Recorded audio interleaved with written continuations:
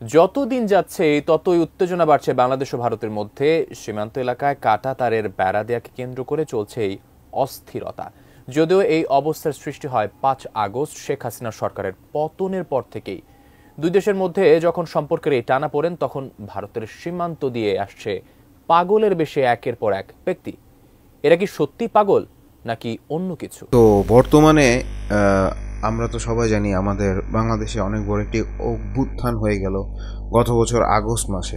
কিন্তু এর পরে এখানে কিছু কমপ্লেইন পাওয়া যাচ্ছে যে যখন ছাত্র জনতার উপর আন্দোলন বা গুলি চালানো হলো, তখন কিনা সাধারণ ছাত্রদেরকে কেন্দ্র করে কিছু গুলি বর্ষণ করা হয় এবং অনেকেই এখানে কমপ্লেইন করে যে স্পেশাল ফোর্সের কিছু গুলি এবং স্পেশাল ফোর্সের কিছু মানুষের পদক্ষেপ সেখানে দেখা যায়। কারণ যে সমস্ত গুলি বাংলাদেশের পুলিশরা ব্যবহার করে না, সে ধরনের স্পেশাল কিছু গুলি বা অস্ত্র হদিস পাওয়া গিয়েছে এবং এই নিয়েই অনেক বেশি আলোচনা এবং সমালোচনা হচ্ছে।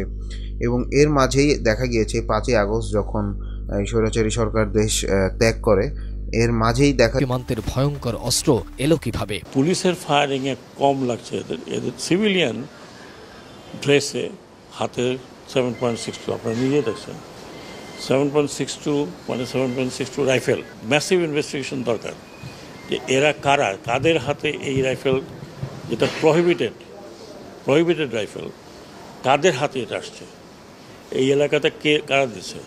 এখানে শটগানও আছে।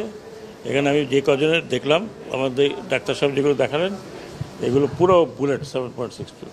এক তো পুলিশের হাতে আছে, ইউনিফর্মে তার হাতে আছে, কিন্তু সিভিল ড্রেসে কারা আনসার এলাকাতে গিয়ে তারা বাইরেও হয় নাই, তারা কিন্তু আনসার গেটের মধ্যে তাদেরকে এরকমভাবে ফায়ার করছে। আরও নাকি দেখা যায় যে ইন্ডিয়া থেকে বিভিন্ন মানুষ পাগল বেশি এই দেশে প্রবেশ করতেছে, কিন্তু হঠাৎই অনুপ্রবেশকারী কারা এবং তাদের উদ্দেশ্য কি সেই সম্পর্কে আসলে সঠিক কোনো তথ্য পাওয়া যাচ্ছে না। এবং ওইখানে কুড়িগ্রাম এবং আশেপাশে বাংলাদেশ ভারত বর্ডার যেখানে আছে সেই জায়গাগুলোর ভিতরে যারা এভাবে ঢুকতেছে, হঠাৎ করে এত ইন্ডিয়ান ভাষা বলতেছে, এই পাগল যারা, এরা কি আসলেই কি পাগল কি না, বা এদের আসল পারপাসটা কি, এই জিনিসটা ঊর্ধ্বতন কর্মকর্তা যারা তাদের কিন্তু দেখতে হবে।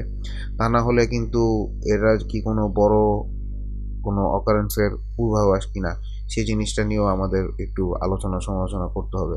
তো এই ভিডিওটাতে বেসিক্যালি ফুল জিনিসটার একটা সিনারিও তুলে ধরলাম। আশা করি আমার পয়েন্টটা আমি বোঝাতে পেরেছি। নেক্সট আরও ভিডিওর জন্য আমার এই চ্যানেলটি সাবস্ক্রাইব করতে ভুলবেন না।